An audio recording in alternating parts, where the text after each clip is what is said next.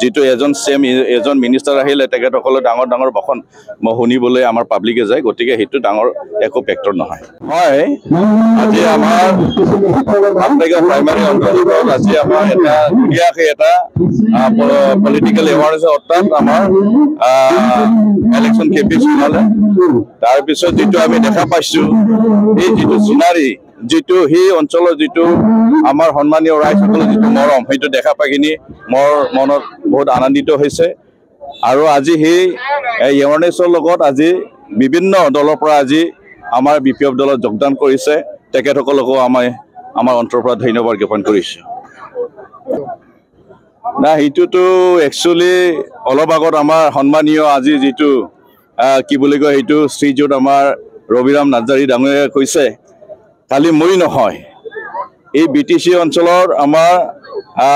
40টা পৰহিনী আমাৰ কিবা আছে সমষ্টি আছে ইয়াত মোটামুটি 30টাটো জয় হৈ আছে ইতিমধ্যে